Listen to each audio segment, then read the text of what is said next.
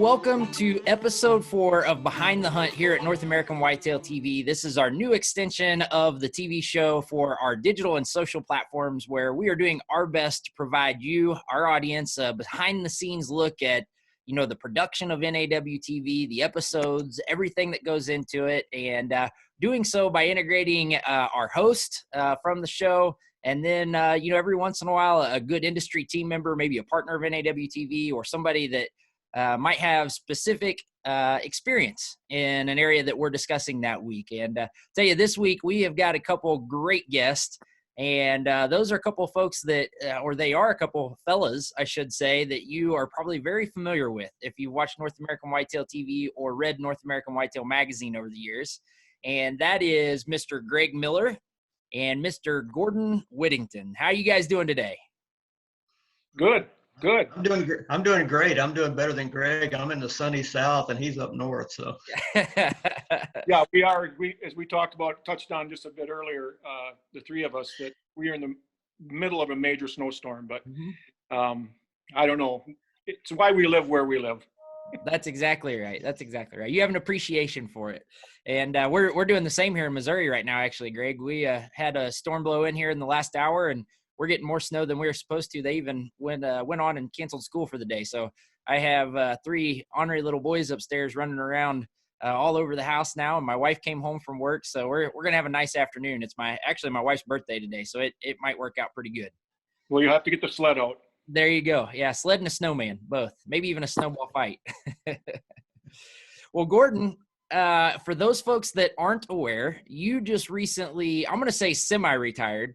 You retired from your position as editor-in-chief of North American Whitetail magazine after 36 and a half years here, almost the length of the brand. And you're still attached to us. We haven't let you go yet, and you are willingly still helping out. You're going to take on the emeritus role with us here at North American Whitetail. We'll still be very involved. But tell us how your first month of retirement has gone. Well, it's nice. I always knew I was going to enjoy retirement. It's been a little challenging with my wife's health has not been great, but obviously everybody, a lot of people are having problems right now that are way bigger than ours. So I'm not gonna complain about that at all. It's just nice to be able to focus on that, the family, and not have other deadlines interfering, which they always do. But I'm used to that, right? So at this point, I'm sure when the deadlines come up again, and there will be some, that I'll probably kind of welcome them for a change now. But I'm not sitting here complaining about being retired, believe me.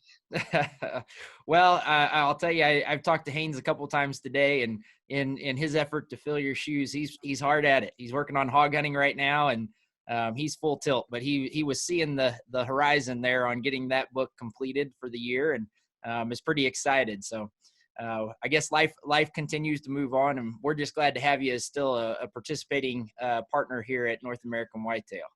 Well, glad to do it. Well, guys, we are going to talk about our episode that is broadcast across the network this week, not only on Sportsman's channel, but also the Outdoor channel. And that episode is called Dakota Bucks. And in that episode, Mr. Miller, you and myself are both hunting in South Dakota. And we weren't hunting too far apart, but if you watch this footage, the terrain looks quite a bit different. And, Gordon, you've been in this area of South Dakota quite a bit, west central South Dakota. I was hunting on the Cheyenne River and kind of in the hills and the breaks along the ag country. And Greg, you were a little further south and east of there by about 20, 25 miles and hunting a drainage, but just not as big of a drainage, a little less mild in regards to terrain. And so it's pretty neat to know that we were only 20 miles apart out there and had quite a bit of a vast difference of terrain that we were hunting these deer in. Yeah, and that is one thing I love about hunting the western part of South Dakota is the diversity of the terrain. And of course, you've got both mule deer and whitetails. Yep. But you can literally walk a few hundred yards and go from being in a drainage like that and then be in the type of terrain that you were hunting, where you were hunting mule deer. Yep. So, and it's all beautiful. It's all beautiful country. It's very beautiful country. And Gordon, you actually hunted just down the drainage from where Greg had hunted. You know what? They may not have been the same drainages. Were you guys a little bit further apart north and south? Well, I was when I hunted South Dakota, and I started about 10 or 12 years ago hunting there a little bit because you'd always go through the Dakotas and think, man, there ought to be something here. Well, I finally hooked up with the guys at Two Rivers Outfitters, and we did quite a few hunts there and had some great hunts along the Bad River. Bad River, And the Bad River itself was named because the water was bad. Even when Lewis and Clark came up the Missouri River, they knew the Indians called it the Bad River, so it must have been bad. But bad doesn't always mean bad for deer hunting. Bad River is really good for deer hunting. We had some great success out there. Just a lot of fun. That's out out west, maybe an hour or so from Pierre, and so it's getting into that big ranching country that's got some very small drainages in it, but it's got a lot of deer. Yeah. The deer density is not short there. That is a fact. Now, Greg, you were bow hunting there on that hunt, and I'll tell you, one of the things that stuck out to me about this hunt was your shot placement on a deer, and it stuck out to me because I was just talking bows and arrows the other day. You had a slightly quartering two shot, and you picked out the right spot, and you were shooting an Easton FMJ, which is a very heavy arrow, probably one of the heaviest on the market for small diameter arrows. And man, you just really got to see how the small diameter is kind of picture perfect, I guess, example of how a small diameter heavy arrow has momentum and really can make those tougher shots count in that situation. Why don't you talk to us a little bit about your setup? Well, we were, my son Jake was filming me, which was nice. It was good to have him in the tree with me, and had a decoy set up and did some rattling, and actually was rattling at a bigger buck that I had seen in the river bottom just cruising, but the wind was blowing fairly hard and he never heard it. And I'm watching for that deer, and I just happened to turn and look back, and this deer I shot was running in. He was 50 yards in closing on the run. Yeah. And knew he was going to, just his attitude, he was going to smash the decoy. And as you saw, he did smash the decoy. He did. It ended up in about 4 pieces. Nothing broken, thankfully. Yeah. But then he jumped back, and I fully expected him to run off after he did that, but he actually just made a couple bounds and then circled and came back and was looking at the decoy laying on the ground, trying to figure out what had happened. And I knew I was going to have to take the shot that I had because he was going to boogie after that for sure. So I just, having done that a number of times, that shot angle, I was very familiar with where I needed to have the entry, and the exit would take care of itself, and it did. And he went maybe 50 yards. He made it into the creek bottom behind us, and that was it. Yeah. So he was one of those bucks. While he wasn't huge, he was an older deer. And as Jake so aptly put it, he's one of those bucks that breaks up other big bucks. Yeah. And he was all scarred up, and he had fresh wounds. He had old scarred over wounds. So he was a battler. He was a good one to take out, really. Yeah, he's a bruiser. Well, like you said, you picked the perfect shot, and like you said, he didn't go 50 yards, and you could see that as soon as you made arrow contact, you had outward bleeding, and we could see that right out of the gate. And he went 50 yards, went right over the other direction, and you found him not far away from your stand, actually. Yeah. Yep. Couldn't quite see him from the tree, but it was, like I said, 50 yards maybe. And the great news is we could get the truck within probably 10 yards of him. Well, that's awesome. Well, I was hunting a little further north and west of you, and I was hunting bigger country. I was hunting up around the Cheyenne River, and really kind of breakish country. There's an ag down in the bottom, which was literally right below us. There was ag up above us, and like Gordon, you said, we're kind of on the edge of big ranching country right there. There's a lot of livestock operations that are operated in that area, and it's a unique place. I'd bow hunted there several times before. It was a public land opportunity that I wanted to go and try to tackle. And I've seen big whitetail. I've seen big mule deer. I've seen them stand side by side. I've seen them in both directions. However, when we got there that year, I guess it was 2 falls ago, when we got there 2 falls ago, we went out the first day and didn't see a single whitetail. And I'd hunted there several times before, and just wasn't expecting that. But the second day we got back in, and we were right on top of it, and had a really neat opportunity with a big mature public land mule deer that was chasing does just like a whitetail would chase does. And actually that was the kind of the tactics that we employed from a strategy standpoint with that deer. Is we were searching those travel corridors, going from bedding to the food down in the bottoms, and looking for those areas where those bucks were cruising, following their nose, looking for does. And that's exactly what we found in that situation. It was a real neat, fun hunt. My cameraman, I don't think he liked me too much after we got done, because we had about a 5.5 mile hike out with deer on our backs, plus all his camera gear and all my hunting gear. But it was a memorable hunt for that area. So I know you've had quite a bit of experience up in that territory. How many times have you hunted in that area, Gordon? Well, I probably hunted along the Bad River, which was either on a tributary of it or on the Bad River itself. I've shot deer on both, and again, that's west of Pier, but way east of the Black Hills and the Badlands, if you will. So it's that in between ranching country. It's really neat. It's short grass prairie. Obviously, it's rolling. It's steep in places and it's very flat in other places. But the main thing out there is you can see.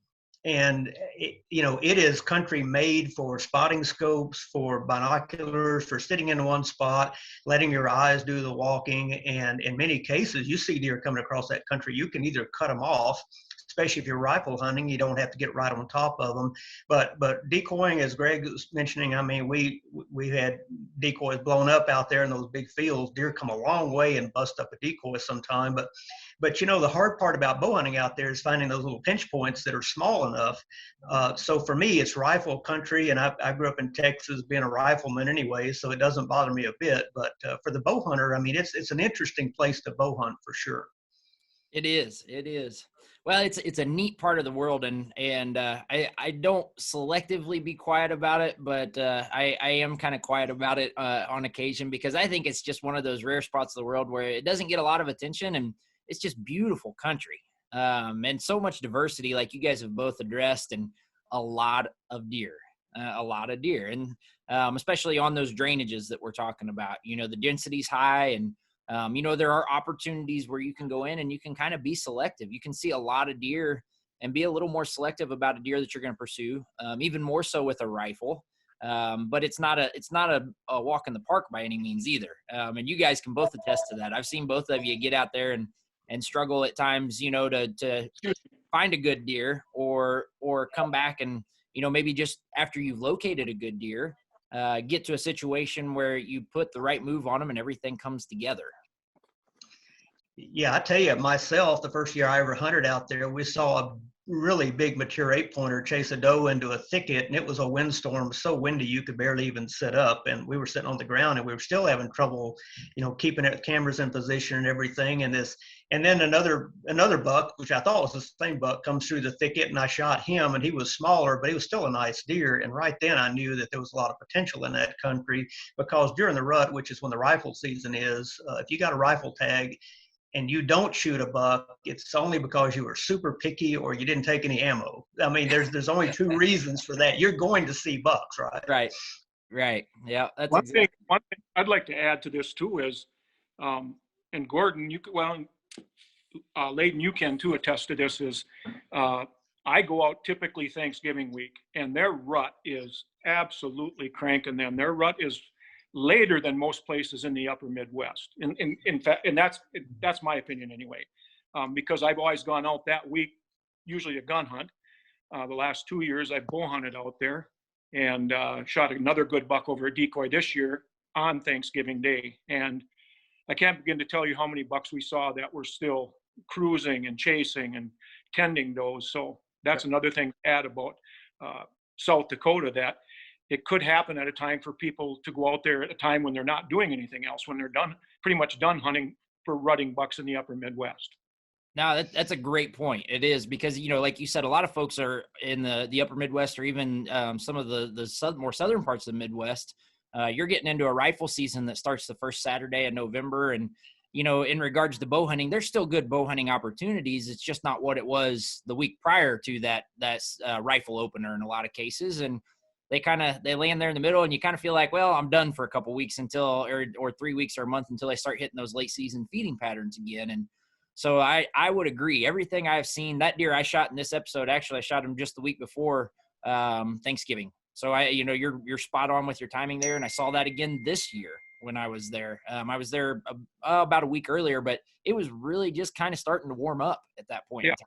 So. Yeah. Yep. Well, I'll tell you what, let's move on into the rest of the episode. And From the Stand is our next segment in this episode. And we talked open country setups and our strategies there. And I'll tell you what I want to do is I want to kind of put our further discussion of that on hold, because that's the hunt strategy I'd like to talk about and discuss to end our episode of Behind the Hunt today. So we talked open country setups, but we'll talk more about that later. And we're going to move right into Dr. Deer. And this episode of Dr. Deer, Doc was talking to us about color variation. And it's just, we've been covering in this series of Dr. Deer, we've been covering the senses of deer for the most part. So this was kind of I would say a side note to the senses of deer. And when you start talking about the color variation of hide and fur, and Doc as he always does, did a good job of just bringing it down to our level, a central level of understanding, and started to talk about the fact that, in the north, you're going to see more of a reddish tone. In the south, you're going to see more gray or brown. And he said, you hear a lot of different theories on this, but a lot of times it just comes down to genetics, and what you're going to see. And that color variation is caused by those genetics. And then he even went on into talking about the other variations, like a white deer that is not albino, doesn't carry the pink eyes and clear hooves, but talks about the white deer. Then he talks about the albino and the differences there, and the genetic applications that take place, or the genetic sensitivities that take place with each of those colorations. Talked about the piebald, which until that episode I didn't know was actually an inbred. A result of inbreeding in most cases, and you'll see dwarfism in those deer. And that's another thing that I really hadn't paid attention to, I guess, because I haven't seen a whole lot of piebald deer in my career. I've seen more albino than I have piebald, as a matter of fact. And black deer being the last version of color that you might come across. And he covered the fact that that's generally, you're going to find that in one geographical location, Central Texas. In a lot of cases, which, again, something I learned, even though I've been at this for 20 plus years, it's always fun to sit and listen to Doc and what he has to say, and, allow for him to apply his expertise in deer biology and wildlife biology overall to what's taking place. And so if you didn't catch that, great episode. Make sure that you check it out. Probably more from an information standpoint than anything. I don't know that you're really going to use too much of that information from a hunt strategy standpoint, but it's just good to know information as a deer hunter. So the last segment of the episode, big buck profile. And we have the man himself, Mr. Gordon Whittington, here, that has conducted these big buck profiles, almost all of them. Maybe a few have gone to Haynes at this point in time. But Gordon, you had a great deer here that you're about to talk about, or I'm going to ask you to talk about. And that was a buck from Western Saskatchewan. Why don't you just talk to us about this deer a little? Well, when I was up hunting with Northway Outfitters, in fact, Greg and I were both hunting together. That's a show we've already aired, hunting up there in the fall of 2019, in November 2019. I already knew when I went up there that several really big deer had been shot in Saskatchewan that fall. One of them was this great buck shot by Brennan Heward. And this is a big classic chocolate rack, wide, beautiful rib cage type of deer. You see it there on the segment. It's just a monster, classic, world-class typical. And he shot it on basically public land on the last afternoon of the early muzzleloader or traditional weapons season, before the rifle season started. So it was this deer that he'd been chasing. He was trying to kill him. His dad did a little push for him. He runs over the hill, gets a shot, has to chase the deer down, finally gets him. Just guy really worked for the deer. And Brennan's a young taxidermist, and really just, he's killed some really big deer, and lives in part of the world where you can do that. You could get on a deer, even on public land out there. There's so much land, and the human population's fairly low. So you could get out there and shed hunt. You could glass in the summer. You could get out there and hustle. And, if you do everything right and get a little bit of luck on your side, as he did, you can make it happen on a world-class deer. A lot of people think, well, you got to go up there and freeze to death, kind of like Greg and I did, sitting in boxes in the middle of November to shoot these big mature bucks that we got. And we certainly had a great hunt. But, there are opportunities for the resident who can get out and doesn't have to be guided or outfitted. The resident can get out and kind of explore some of these open country areas in western Saskatchewan. There's not only giant whitetails there, but obviously some giant mule deer as well. In fact, Brennan has been chasing many of these big mule deer as well in these same areas. So as you see in the northern plains, whether you're talking Saskatchewan, eastern Alberta, down into the Dakotas, like where you guys were hunting, even all the way down into Oklahoma and the Texas Panhandle, there are mule deer and whitetail coexisting, and they all get big. Yeah, well, no doubt that was a big one, and a big typical at that, which for some reason, I love big non-typical, but the big typicals always impress me the most. And I don't know why that is. It's just maybe that's personal preference of mine. But when you see a big old 7x7 with split brows and the way that everything is symmetric and aligns, they really are a thing of beauty, in my opinion. And Brennan's deer definitely qualifies as one of those. And I'll tell you another neat aspect of that episode is he had some history to that deer. And had sheds from the year before, had even had an encounter with him the year before. So it was a pretty neat story behind Brennan's deer there. And to your point of mule deer, he had a real dandy over his shoulder during the segment the whole time that may have had some non-typical trash there. So it's a real neat part of the world, and I'm happy that both of you guys have got to enjoy it. And I can tell you, as a younger deer hunter, that's something that I aspire to do someday when the opportunity presents itself. Yeah, and I know Greg would agree with me here that if there is something about Canada, there just is. And if you're an American whitetail hunter, from the earliest days of North American whitetail, I mean, Dick Idle and David Morris and different people were writing about these giant bucks up in the prairie provinces. And, Greg, you and I ended up hunting there a few years after that. So the first time we ever hunted together actually was up in Manitoba. And yeah. We had a fascinating time there. Didn't shoot anything, but we had a great time chasing them around, and it was great to get a chance to go back up there recently. Right. I agree, Gordon. I agree. It's been too long since I last hunted up there, so it was great to be in camp with you. We had a good time. Greg, you and I talked at one point too, and Gordon, this kind of speaks to what you said there just briefly.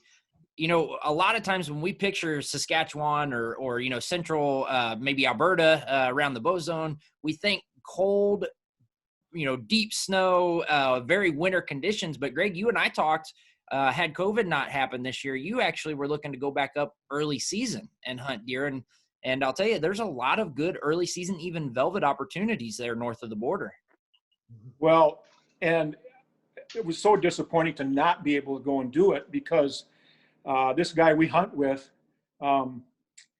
he's got the deer, and he works hard at patterning them, not just for his gun hunters, but early season bow. And he had some real gaggers located and had them patterned, and we were going to hunt over water holes because it was going to be late August or maybe very early September, but I think it was going to be a late August deal. But what really got me was about a week into the season, he texted me a picture of he's got a buddy who's a state patrol officer, and he had him come in and sit in one of the blinds, and he killed a slammer 5x5 whitetail. Yeah. Oh. It had my name written all over it. It had your initials on the shoulder right there.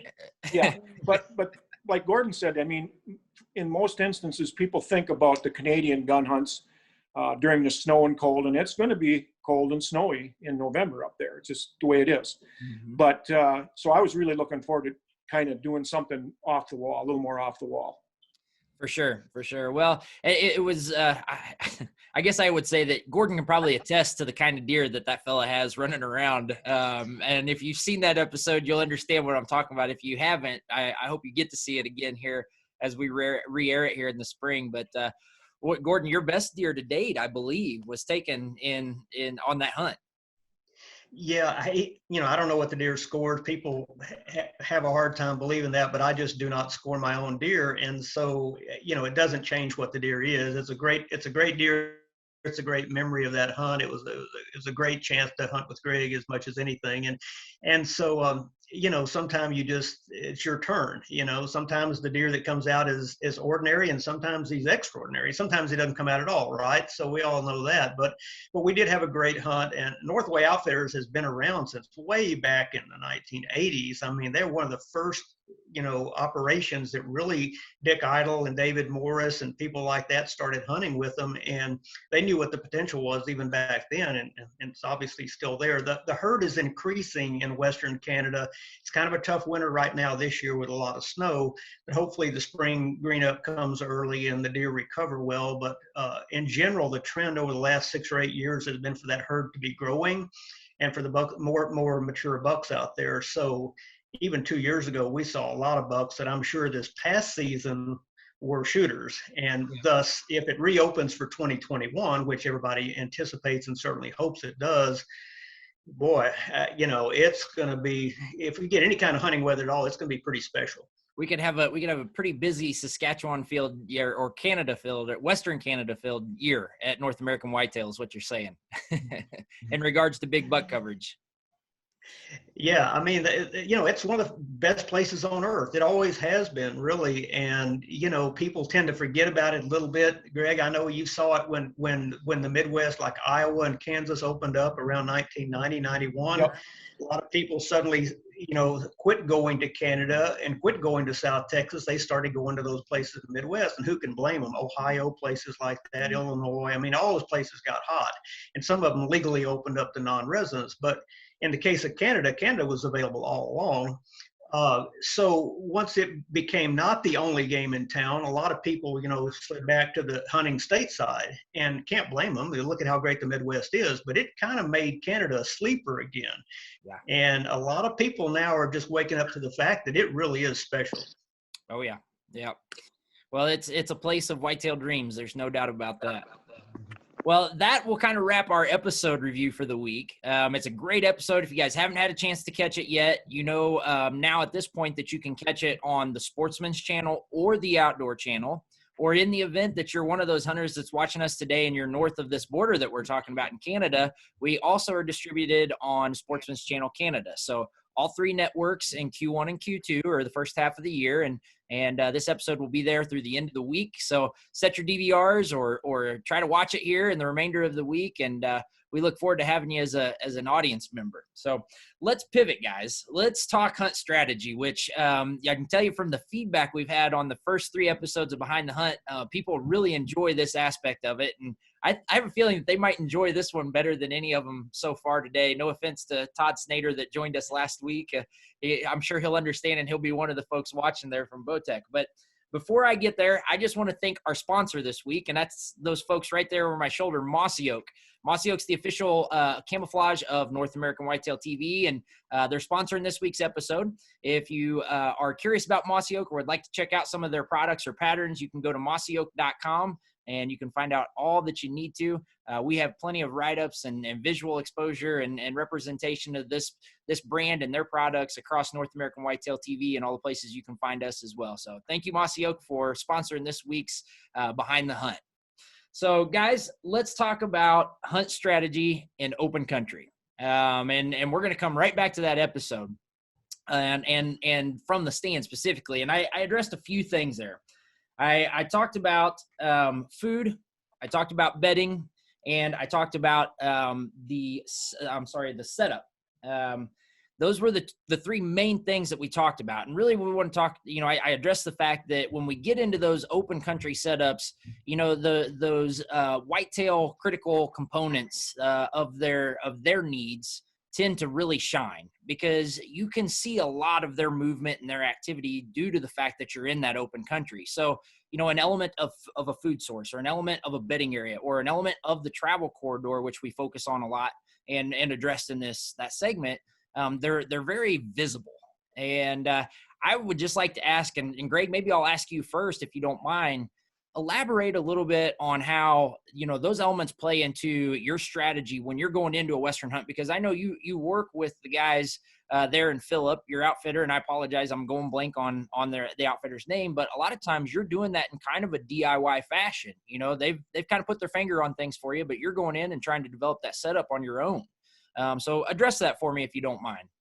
Yeah, it's because of a relationship with a really good friend, that's Pat West.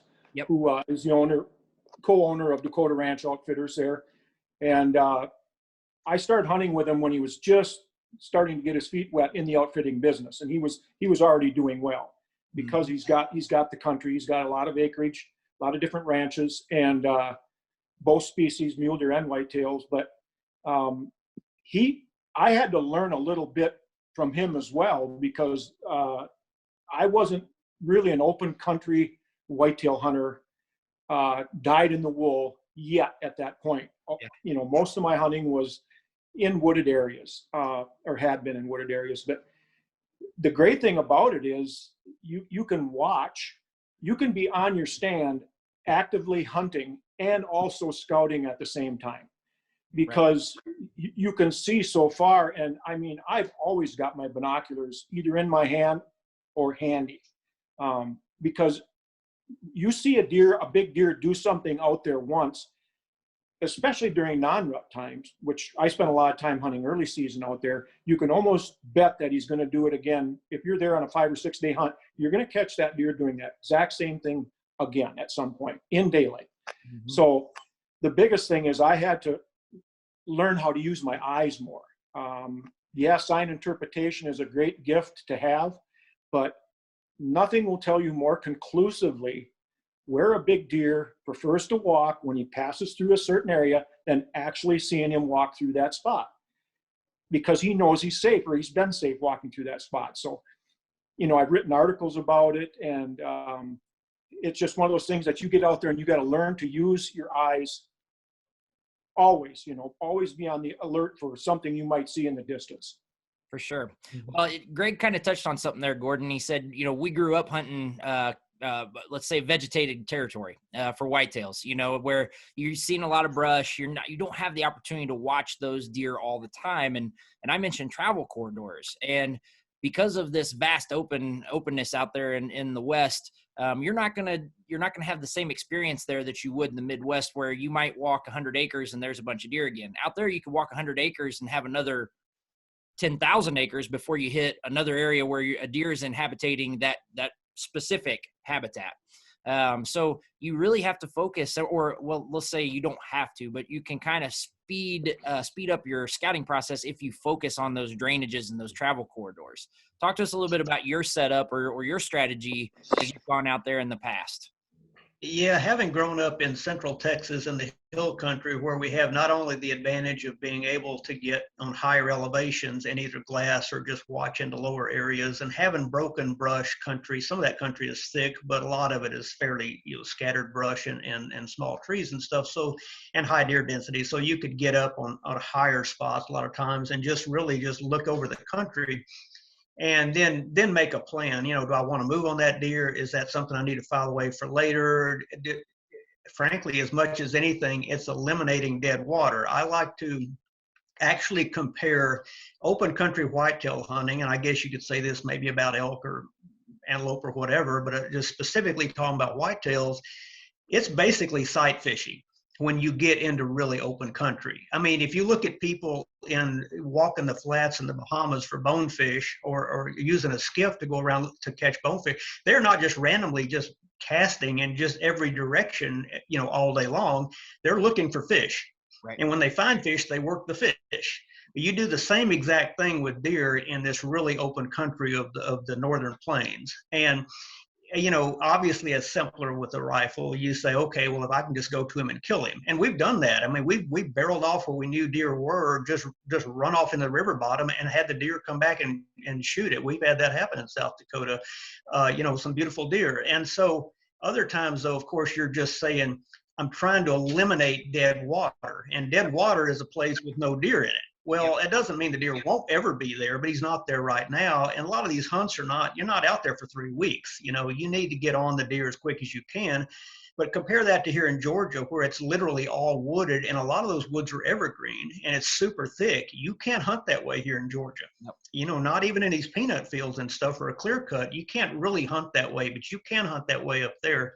And that's why the success rate is so high. That's why I say if you don't kill a buck, it's only because you were super picky or you didn't have any ammo. That's the only 2 reasons, because you're going to see bucks. It's just a question, are you going to see the one you're looking for? Right. And are you going to see them in certain time frame, but you can eliminate so many places that are the wrong spot so quickly without ever having to walk through them, without ever having to set up a camera, talk to the farmer, rancher, whatever. You can just get up there and use your common sense and go find deer. And that's a huge advantage you have there that you really don't even have that in most of places like South Texas, where the brush is so thick that you just can't see very far unless it's down a sendero.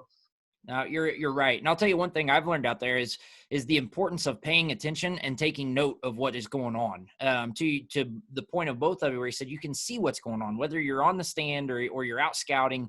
When you start to identify those deer, whether it be in their feeding habitat or traveling from bedding to feed, or in a lot of cases even in their bedding habitat, because that open country, you can start to say, okay, all right, wait, that guy's sitting in a plum patch, or that guy's sitting here under these cottonwoods, and notice what's going on. Oh, the wind's at his back. Imagine that. And he can see, 500 acres in front of him from where he's sitting. So he's got the protection of his wind, the protection of the wind at his back, and the protection of visibility out in front of him. And what that'll help you start to do is be able to go into one of these vast areas, because like you guys have both addressed, this is ranch country. So if you're hunting with somebody, there's a good chance that you may be hunting 2,000 acres over here, and then, the next day you're hunting 3,000 acres over here, or maybe 500 acres, however it rolls out. But you can roll into that new landscape and go, okay, yesterday they bedded, it was a north wind. We know that we're going to be looking for south-facing slopes. They're going to have the wind at their back. They're going to be able to see in front of them. And oh, by the way, they were sitting at the edge of plum thickets. So let's just kind of try to fast track it and start looking to those plum thickets that set up for that wind and visibility factor of the day. So that was one thing that I started to learn, is when you can watch those deer a lot more often, where we can't do that in the Midwest in most cases. You can learn a lot about whitetails and what their preferences are, and specific, not just to one animal, but the animal in general there in that part of the world. So I've learned to take notes when I go out there. That's been a big learning lesson for me. Well, we've kind of talked about our strategy when we go out there and how we identify these deer and what benefits are offered to us by that country and terrain. Let's talk about setups. And I know that I've seen both of you hunt on the ground. I've seen you hunt in stands. I've seen you hunt from blinds. So I think that it's kind of neat, because there are some things that, in most parts of the world you wouldn't face, maybe from, I would say, a difficulty standpoint, but also some opportunities that you wouldn't have. And I would start with tree stands. And Greg, I'm going to throw this one back to you. We've partnered with Lone Wolf this last year. And you guys were partnered with Lone Wolf years ago. So you're familiar with the benefits that Lone Wolf setup of tree sticks and a versatile stand can offer you, especially out in this Western territory, where outside of these big cottonwoods, you may not have a whole lot of straight trees or great big trees. And you might have to make something work in a tough situation. Talk to us a little bit about that. Well, it's tough finding a straight cottonwood tree in the Western river bottoms. And so, and a lot of times the size trees you need that your stand chain or rope will fit around is hard to find. Those cottonwoods grow up like big dinosaurs, and they're kind of curly and gnarly and huge. But, having a stand, and here's something else I'd like to mention is, there can be some long walks out there to get to a good spot. And it's nice to have a stand like a Lone Wolf that you can literally throw on your back and take off, and you can carry it pretty much all day if you needed to. Right. And then the size of the ladders, the ladder sections, the way that all goes together, you can take a complete setup with you and just walk all day, literally.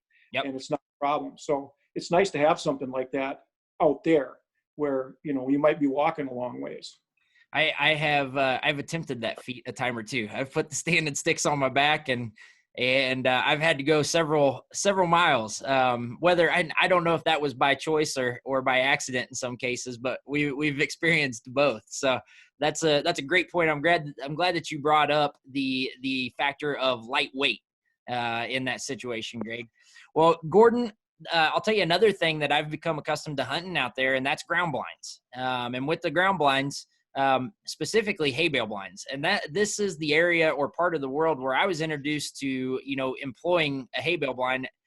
and I'll let you speak a little bit to it, but I was so amazed by their efficacy when you get them out into that terrain, because it's a normal element of what takes place in their, you know, their habitat day to day. Yeah, the one thing about hay bales is we didn't even have hay bale blinds per se when we first started hunting out there. I mean, I literally remember looking for hay bales that were in places that we could crawl up in the middle of them and throw hay over the top of a ground blind and kind of wedge in there, try to minimize that black spot, you know, because that's what gives you away so often is somebody says, oh, this blind's been sitting here for 6 months. They're used to it. They're not used to it sitting there with a big black hole in the front of it, because you don't leave it normally with the windows open, right, when you're not there. And so a lot of people don't think about how this stuff really looks to a deer, but I can assure you we have had deer in our lap many times because we were hunting in the middle of hay bales. So if you've got a hay bale type blind, naturally that's affordable, that fits right in with them, well, it's just a slam dunk that it's going to work, you know. And so we piled up tumbleweeds around us. We've crawled up in the middle of whatever we could find, because out there sometimes there's just not much. You just throw some old stubble over the top of you. Tumbleweeds will gather up sometimes in the corner of a field because they all end up blowing into that corner. There might be a half acre literally of tumbleweeds as high as your head stacked up in one corner of a field. Well, then you can go through there and dig through them and try to make yourself a little hole to sit in and actually try to shoot a deer. When you're bow hunting, you know, you kind of need every advantage you can get out there, because those deer use their eyes just like antelope do. And they may not use their noses as much or their ears quite as much when they're out in a 100-acre open wheat field. But we've had deer, I know years ago we had a deer that our show opener one season, we had a deer coming across and blowing up the decoy right in front of us and just destroying the decoy. That was in western South Dakota. The deer came with a bunch of does all the way across the field, maybe 200 yards. He came up right behind the decoy, turned to the side. Before I could shoot him, he blows up the decoy. And we were hiding in tumbleweeds and existing hay bales 25 yards from him when that happened. We just couldn't get a shot. But that just shows you, if you can hide out there, particularly if you got a decoy to distract them a little bit, man, you can get some great opportunities. Yep. Yep. Well, and I'll tell you, that's a great segue, because that was the last thing I wanted to touch on in regards to strategy for open country hunting, and that's decoys. And Gordon, as you said, you've had great experience out there with decoys, but I want to go back to an episode, which, Greg, was actually one of your favorite episodes that we picked and ran last year. And that was a hunt in Wyoming, which isn't too far from where we're all hunting here in South Dakota, talking about hunting. And what was unique about that is, we think decoys and we think rut, we think rattling, we think fighting and getting these deer in the mood, during the middle of November. But what we don't always think about is using decoys in the early season. And that is a favorite tactic of yours that I've learned over the years. So why don't you elaborate a little bit on your decoy usage in this part of the world? Yeah, and to me, I got laughed at when I took that decoy out of my, Mr. Potts just said, oh, look at Miller brought his decoy. And this is an early September hunt. They weren't laughing so much a couple days later. But my reasoning for it was the pecking order thing is going on, especially that late velvet stage is when it starts, and they're getting things settled. And on that particular hunt, about half the bucks we saw were already rubbed. Mm-hmm. And this one just happened to be in full velvet yet, but he was kind of the man in that area.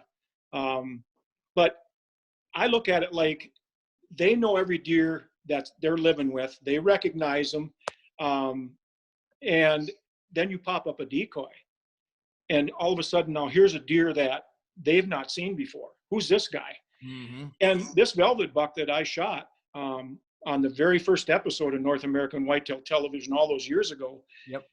He didn't come in. He was a little aggressive, but he was more curious than anything. And he just came in to check out and see who the new guy was. And it was a fatal mistake for him. But that opened my eyes to just how effective decoys could be in the early season. And since then, I've taken a couple other real good bucks in early season. I wouldn't hesitate to use it anywhere, almost any time during the season, really, a decoy. Yeah. I guess you could kind of compare it to, the high school scenario where a new young buck comes in, junior, good football player, has some muscles in his arms, and he walks into the hallway, and all of a sudden the varsity quarterback goes, hey, who's this guy? And he at least wants to have a chat with him, right? You know, and yeah, oh yeah, find out a little bit more about him. He might be threatening on his territory there, but that's something, you know, you hear a lot of people talk about the pecking order with turkeys, and we can see it. You know, it's displayed so often in a lot of scenarios with turkeys, but you don't hear a lot of people talk about it with whitetail deer. And so it's still a very real process or activity that takes place. And so it's pretty neat to hear you talk about that, because that's not something that a lot of people would think about, especially in early season setups. Right. And it's not such an aggression thing. It's just the new guy thing. You know, here's this buck I've never seen before. I'm going to go check in. Yep, for sure.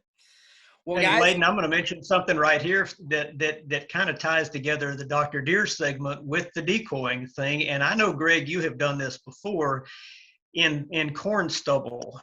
I know you have had experiences like in Illinois, I think is where it happened, where you felt like deer were having difficulty, even in wide open areas, seeing your decoy because of coloration.